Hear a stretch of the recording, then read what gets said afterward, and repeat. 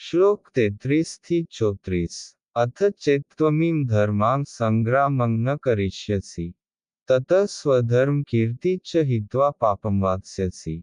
33 શબ્દાર્થ અથ ચેત છતાં પણ જો તું ઇમમ આ ધમ્યમ સંગ્રામમ ધાર્મિક યુદ્ધ નહીં કરિષ્યસી કરે તત પછી સ્વધર્મમ વેદો અનુસાર મનુષ્યનું દાયિત્વ કીર્તિમ યશ ચ અને હિત્વા ગુમાવીને પાપમ પાપ અવાપ્સ્યસી પ્રાપ્ત કરીશ. અર્થાત આમ છતાં પણ જો તું તારા સામાજિક કર્તવ્યનો ત્યાગ કરીને આ ધર્મયુદ્ધ કરવાનો ઇનકાર કરીશ તો તને પાપનું ફળ અવશ્ય મળશે. વૃત્તવર્ણન જો યોદ્ધા રણક્ષેત્રમાં અહિંસક બનવાનું પસંદ કરે છે તો તે કર્તવ્યની ઉપેક્ષા ગણાશે અને તેને પાપયુક્ત કર્મની શ્રેણીમાં રાખવામાં આવ્યું છે.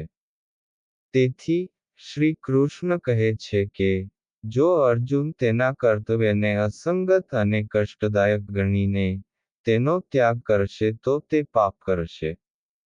પરાશર સ્મૃતિ કહે છે ક્ષત્રિયો હિ પ્રજા રક્ષણ શસ્ત્રપાણી પ્રદંડવાન નિર્જિત્ય પરસૈન્યાદિક્ષિતિ ધર્મેણ પાલેત 1.1 યોદ્ધાનો શારીરિક ધર્મ રાષ્ટ્રના નાગરિકોની આક્રમણથી રક્ષા કરવાનો છે. આ કાયદો અને નિયંત્રણની પરિસ્થિતિની જાળવણી માટે હિંસાનો ઉચિત પ્રયોગ આવશ્યક છે. આ રીતે તેણે શત્રુ રાજાના સૈનિકોને હરાવીને ન્યાયોચિત સિદ્ધાંતોથી રાષ્ટ્રનું શાસન જાળવવામાં સહાયરૂપ થવું જોઈએ. શ્લોક 34 અકીર્તિ ચાપી ભૂતાની કથયિષ્યન્તિ તે દ્વયામ સંભાવિત્સ્ય ચાકીર્તિ રમણાદતિરિચ્યતે.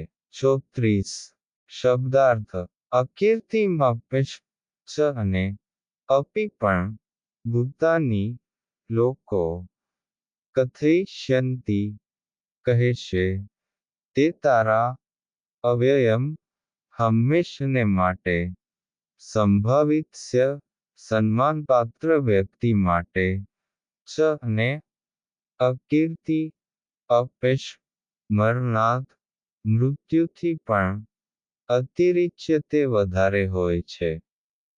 અર્થાત લોકો તને કાયર અને પલાયનવાદી કહેશે. સન્માનપાત્ર વ્યક્તિ માટે અપકીર્તિ મૃત્યુથી પણ વધારે ખરાબ છે. વૃત્તવર્ણન સન્માનપાત્ર લોકો માટે સામાજિક પ્રતિષ્ઠાનું અતિ મહત્વ હોય છે. યોદ્ધાઓના અમુક વિશિષ્ટ ગુણો પ્રાકૃતિક ગુણો ને કારણે માન અને પ્રતિષ્ઠાનું મહત્વ તેમના માટે વિશેષ હોય છે. તેમના માટે અપેશે મૃત્યુથી પણ વધારે દુઃખદાયક હોય છે. શ્રી કૃષ્ણ અર્જુનને આ અંગે સ્મરણ કરાવે છે કે જેથી જો તે ઉચ્ચ કક્ષાના જ્ઞાનથી પ્રેરિત ન થાય તો ઓછામાં ઓછું નિમ્ન કક્ષાના જ્ઞાનથી તો પ્રેરિત થાય. વિશ્વના ઘણા સમાજો એવા ધોરણો નિશ્ચિત કરે છે કે જે યોદ્ધા કાયરતાને કારણે રણક્ષેત્રમાંથી ભાગી જાય તેને સમાજમાંથી બહિષ્કૃત કરી દેવામાં આવે છે. અર્જુન જો તેના ધર્મની અવગણના કરશે તો તેને અપકીર્તિની અત્યંત પીડા સહન કરવી પડશે.